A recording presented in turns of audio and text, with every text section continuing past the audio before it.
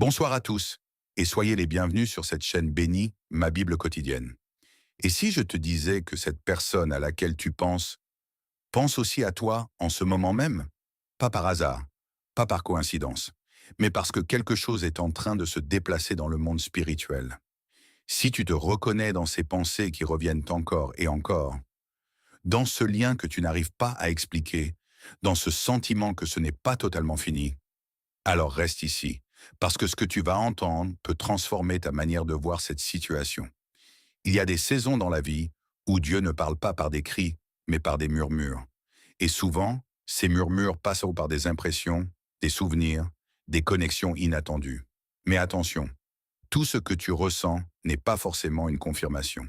Et tout ce que tu as perdu n'est pas forcément terminé. Dans cette vidéo, on va explorer un message profond. Comment Dieu peut toucher le cœur de quelqu'un d'autre en même temps que le tien?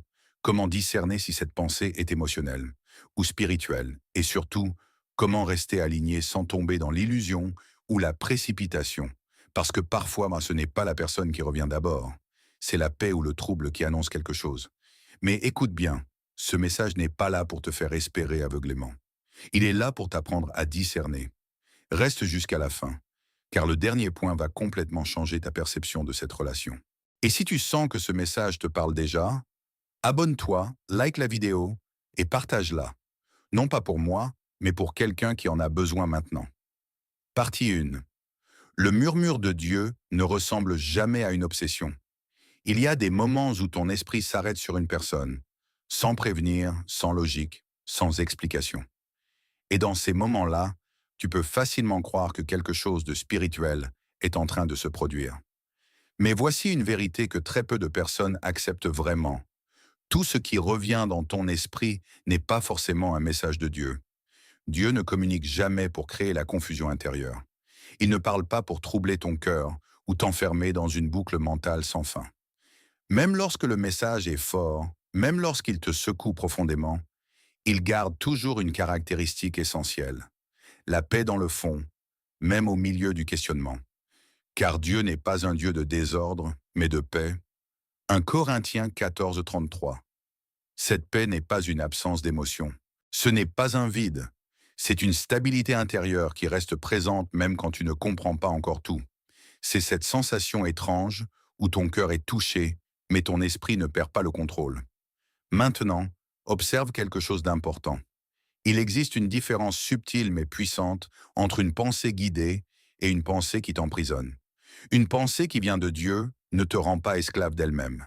Elle ne te pousse pas à vérifier ton téléphone constamment. Elle ne te plonge pas dans l'attente anxieuse d'un signe extérieur. Elle ne détruit pas ton sommeil ni ta concentration. Au contraire, elle t'oriente, elle t'apaise, elle te recentre. Mais si cette pensée devient une boucle constante, si elle occupe ton esprit au point de t'isoler émotionnellement, si elle commence à influencer ton humeur, tes décisions, ta paix intérieure, alors il est possible que tu sois face à quelque chose d'autre, une émotion non résolue. Parce que le cœur humain a cette capacité de transformer un souvenir en attachement et un attachement en obsession. Et parfois, ce n'est pas Dieu qui te parle. C'est une blessure intérieure qui cherche une réponse à travers une personne. Regarde un exemple simple. Tu penses à cette personne, mais au lieu de t'agiter intérieurement, quelque chose change en toi. Tu pries davantage. Tu deviens plus calme. Tu réfléchis au lieu de réagir. Tu ne cherches plus à forcer un résultat, mais à comprendre ce que Dieu veut te montrer dans ton propre cœur. C'est là que le discernement commence à devenir réel. Parce que la vraie question n'est pas seulement «Est-ce que je pense à cette personne?» mais plutôt «Qu'est-ce que cette pensée produit en moi?» Est-ce qu'elle t'élève ou est-ce qu'elle t'épuise? Est-ce qu'elle t'amène vers la clarté ou vers la confusion? Est-ce qu'elle t'enracine dans la paix ou dans l'attente anxieuse? Parfois, Dieu ne t'envoie pas une personne. Il t'envoie un miroir. Et ce miroir ne montre pas l'autre. Il montre ton propre état intérieur. Partie 2. Quand deux cœurs sont touchés en même temps. Il existe des saisons spirituelles où tout ce que tu vis semble centré sur une seule personne, alors qu'en réalité, Dieu est en train de travailler sur deux trajectoires en même temps. Et c'est là que beaucoup de personnes se trompent. Elles pensent que tout dépend uniquement de ce qu'elles ressentent, alors que dans le plan de Dieu, plusieurs vies peuvent être en mouvement simultanément sans que tu en aies conscience. Parfois, pendant que toi tu évolues intérieurement, que tu apprends à lâcher prise, à grandir émotionnellement, à prier différemment, à aimer sans contrôle, quelque chose se transforme aussi chez l'autre personne. Pas forcément de manière visible, pas forcément de manière immédiate, mais dans une profondeur que tu ne peux pas observer directement. Le cœur du roi est un courant d'eau dans la main de l'Éternel. Proverbe 20 et 1. Ce verset ne parle pas seulement de pouvoir ou d'autorité. Il révèle une vérité plus subtile. Dieu peut influencer les directions intérieures sans forcer les décisions. Il peut ouvrir des réflexions, réveiller des souvenirs, repositionner des émotions, sans jamais violer le libre arbitre. Mais il est crucial de comprendre quelque chose ici. Ce mouvement intérieur ne signifie pas contrôle. Dieu ne manipule pas les sentiments pour t'assurer un résultat. Il travaille plutôt sur les chemins invisibles que les êtres humains ne perçoivent pas immédiatement. Et souvent, le signe le plus paradoxal apparaît quand tu arrêtes de forcer, quand tu ne cherches plus à provoquer une réponse, quand tu n'agis plus par peur de perdre quelqu'un, quand tu entres dans un espace où tu fais confiance, même sans garantie. C'est à ce moment-là que beaucoup de choses commencent à changer sans que tu t'en rendes compte. Exemple simple, tu étais dans une forme d'attente constante, à analyser chaque détail, chaque silence, chaque absence de message. Puis tu commences à lâcher prise. Tu pries différemment. Tu n'es plus dans la pression intérieure. Et dans cette nouvelle posture, quelque chose semble se déplacer ailleurs. Cette personne commence à repenser à toi différemment. Peut-être sans raison apparente, peut-être sans contact direct, peut-être sans événement visible. Mais attention, il est dangereux d'interpréter immédiatement cela comme un signe de retour. Parce que tout mouvement spirituel n'est pas une promesse de réunion. Parfois, c'est une transition intérieure. Parfois, c'est une préparation personnelle. Parfois, c'est simplement Dieu qui aligne les deux cœurs sur des chemins différents avant même de révéler la suite. Et c'est là que la maturité spirituelle commence à se révéler. Parce que la vraie question n'est pas « Est-ce que cette personne revient vers moi ?» mais plutôt « Si quelque chose bouge en ce moment, est-ce que je suis en train de comprendre le processus ou de forcer une conclusion ?» Et si ce que tu appelles retour n'était en réalité qu'une étape silencieuse d'un changement plus profond? Tu es toujours là, c'est que tu aimes bien la vidéo. Clique sur s'abonner et on continue ensemble. Partie 3. Les pensées récurrentes ne sont pas toujours des signes. Il y a une erreur subtile que beaucoup de personnes font dans leur cheminement émotionnel et spirituel. Elles confondent la répétition d'une pensée avec une confirmation divine. Parce que lorsqu'une idée revient souvent, lorsqu'un visage réapparaît sans cesse dans ton esprit, tu peux facilement penser que cela signifie quelque chose de profond, quelque chose de spirituel, quelque chose de dirigé. Mais la réalité est plus complexe et parfois plus simple à la fois.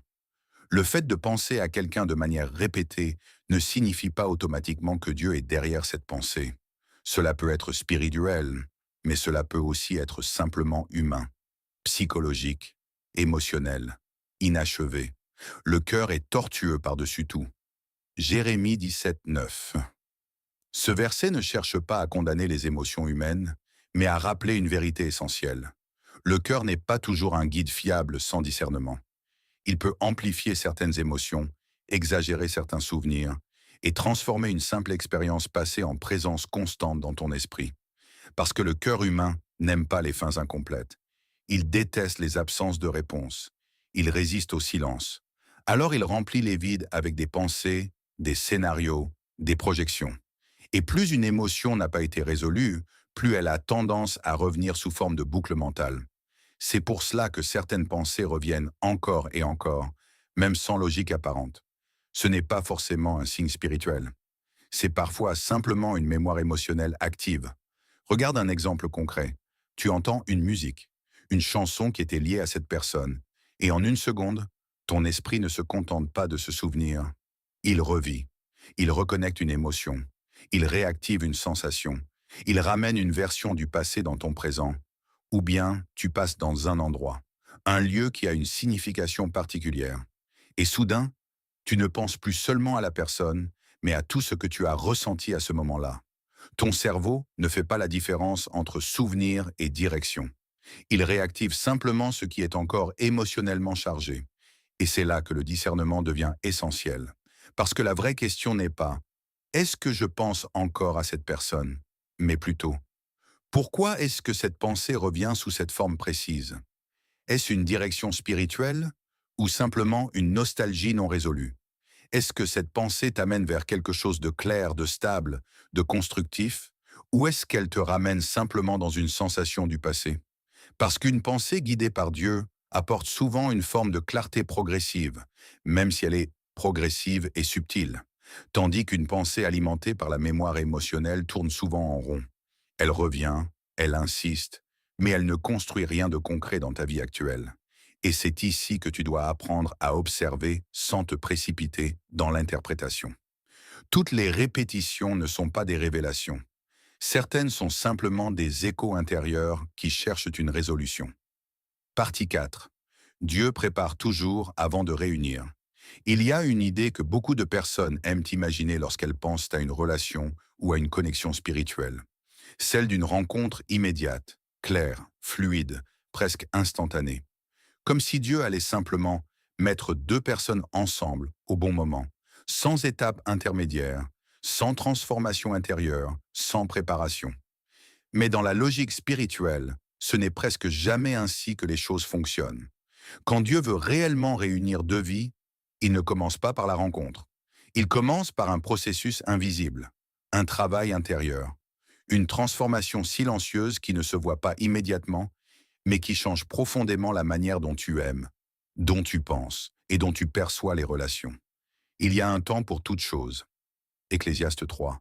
1. Ce verset ne parle pas seulement du temps extérieur, il parle aussi du temps intérieur, celui que personne ne voit, celui que personne ne contrôle, celui où Dieu travaille sur des aspects de toi que tu ne comprenais même pas auparavant.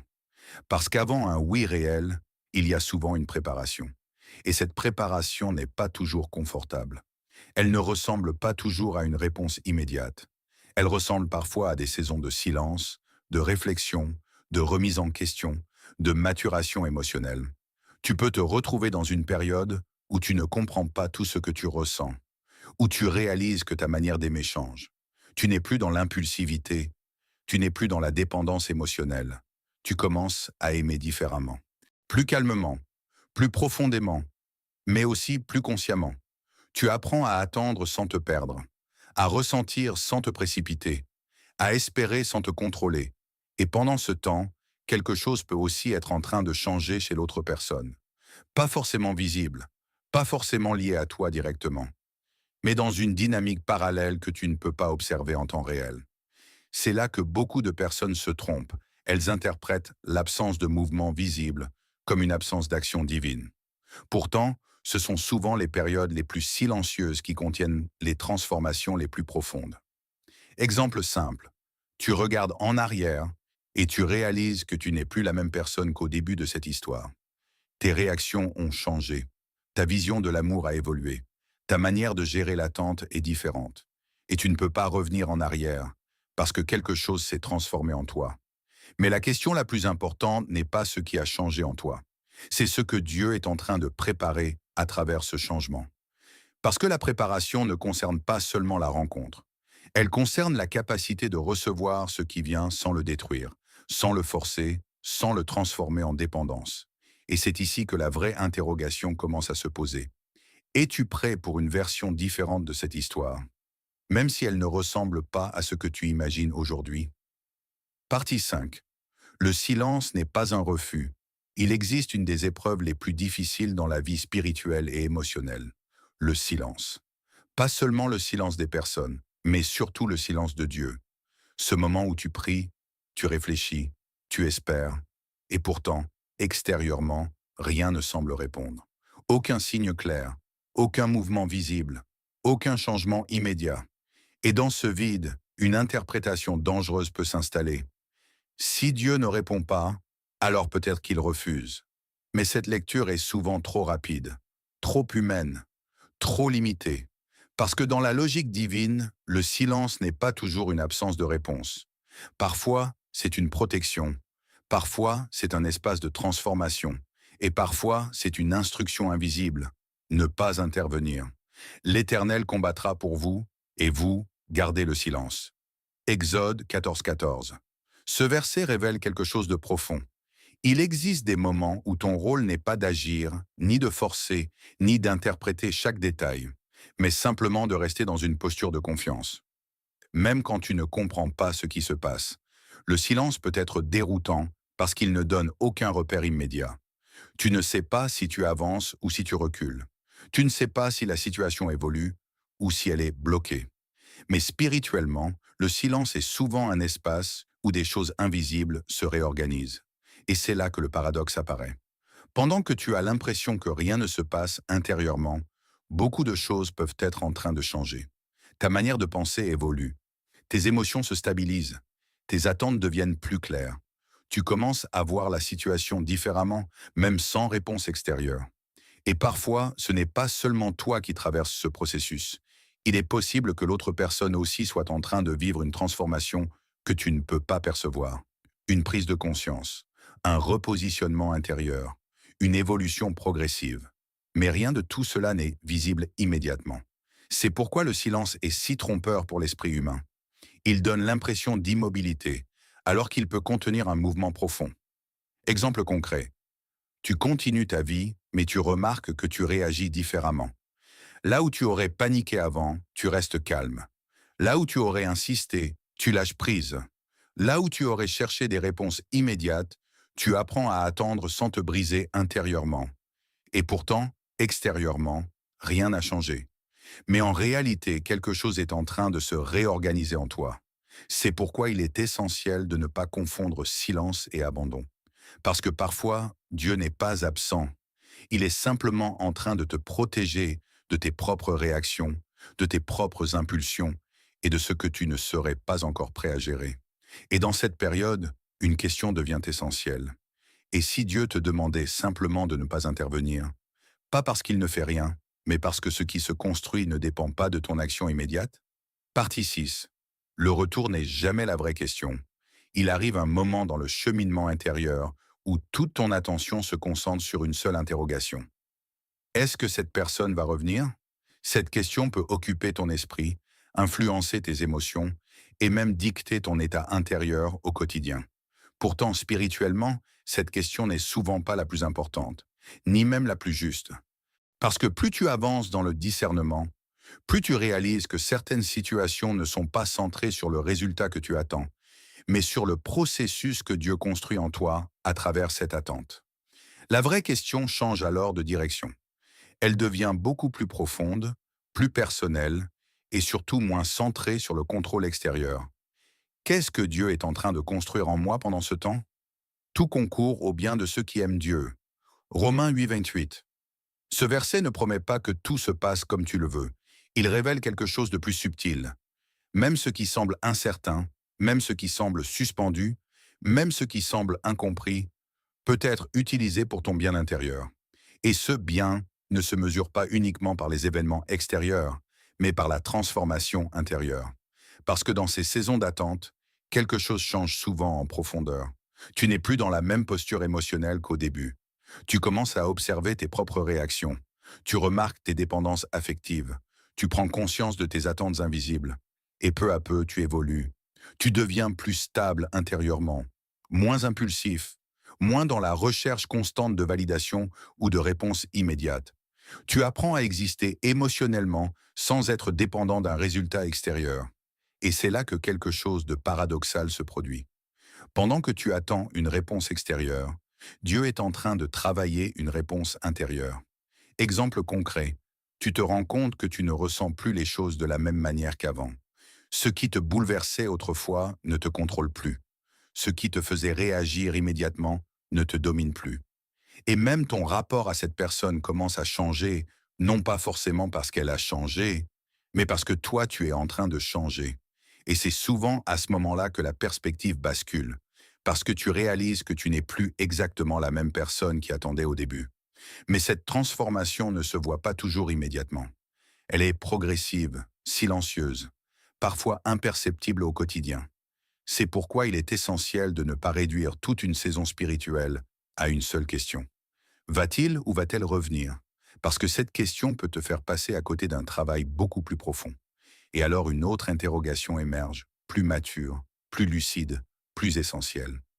Et si le véritable objectif de cette saison n'était pas le retour, mais la transformation de ton cœur, de ta vision et de ta manière d'aimer.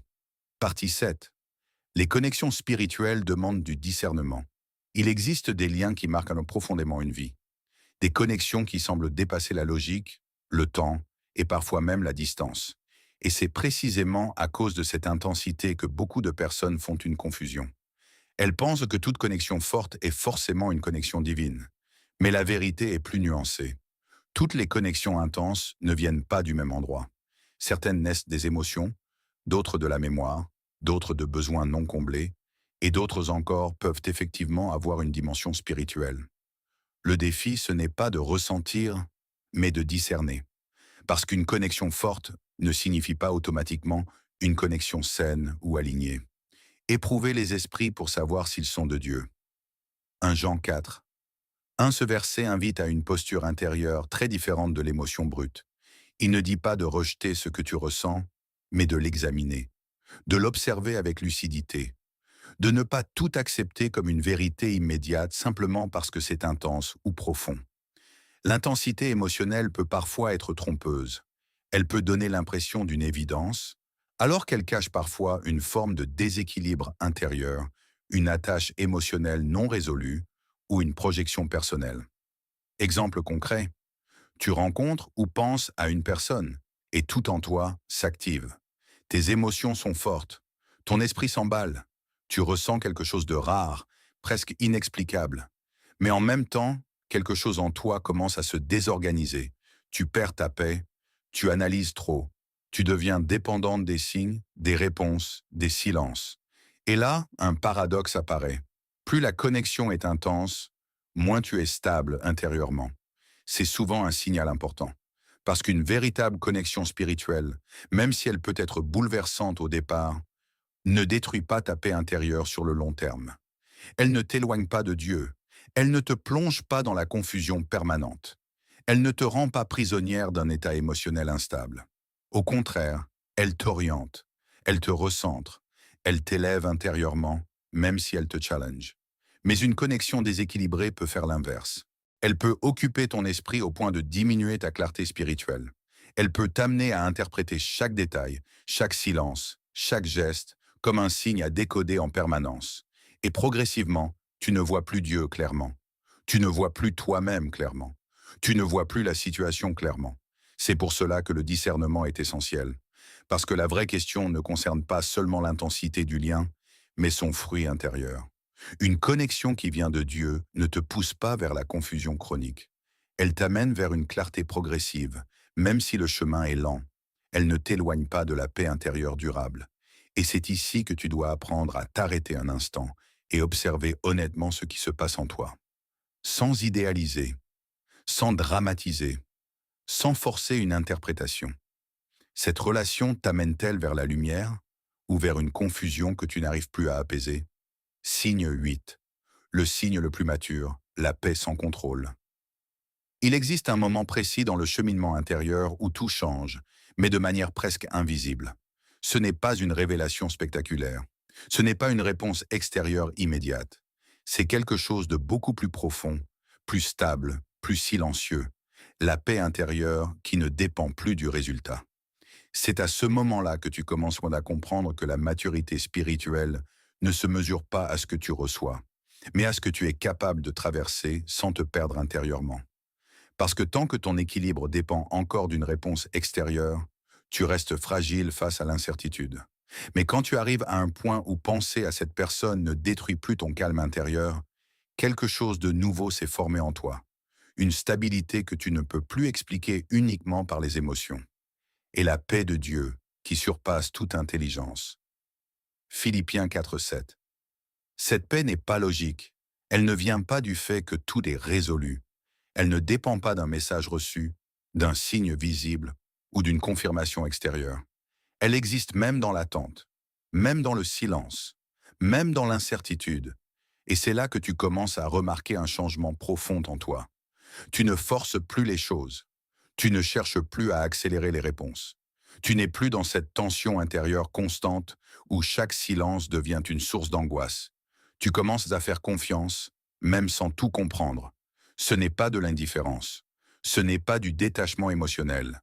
C'est un nouvel équilibre intérieur où ton cœur reste ouvert, mais ne se brise plus à chaque absence de réponse. Exemple concret. Tu penses encore à cette personne, mais ton état intérieur ne s'effondre plus. Tu ne construis plus de scénario pour combler le vide. Tu n'interprètes plus chaque détail comme une urgence émotionnelle. Tu vis, tu avances, tu respires avec plus de liberté intérieure. Et même si aucune réponse extérieure n'est encore arrivée, tu restes stable. C'est souvent à ce moment-là que quelque chose de très subtil se produit. Tu réalises que ton rapport à cette situation a changé sans que la situation elle-même ait changé de façon visible. Et c'est là que la perspective spirituelle devient essentielle. Parce que parfois, ce que tu attendais comme réponse n'était pas une personne qui revient, mais une transformation de ton propre cœur qui te rend capable de voir autrement. Et dans cette stabilité nouvelle, une pensée plus profonde peut émerger. Et si Dieu n'avait pas seulement travaillé sur ton attente, mais déjà commencé à écrire une réponse différente de ce que ton esprit pouvait imaginer au départ? Si tu es arrivé jusqu'ici, ce n'est pas un hasard, parce que ce message n'est pas simplement sur une personne, il est sur ton cœur, ton discernement, et ta capacité à rester aligné dans l'attente. Peut-être que tu pensais que tout tournait autour d'un retour, d'un signe, d'une confirmation extérieure. Mais en réalité, Dieu travaille souvent plus profondément à l'intérieur de toi qu'à l'extérieur de ta situation. Si cette personne revient, ce sera peut-être dans un contexte totalement différent. Et si elle ne revient pas, ce ne sera jamais une perte, mais une redirection. Parce que Dieu ne gaspille jamais ce qu'il utilise pour te transformer. Alors aujourd'hui, retiens ceci. La vraie victoire, ce n'est pas de contrôler le résultat, c'est de garder la paix dans l'incertitude. Avant de partir, prends un instant pour réfléchir. Qu'est-ce que cette situation a changé en toi? Abonne-toi si tu veux continuer à recevoir ce type de message profond. Like la vidéo si elle t'a parlé et partage-la à quelqu'un qui traverse une attente silencieuse. Et surtout, laisse un commentaire avec cette phrase. Je choisis la paix même sans réponse.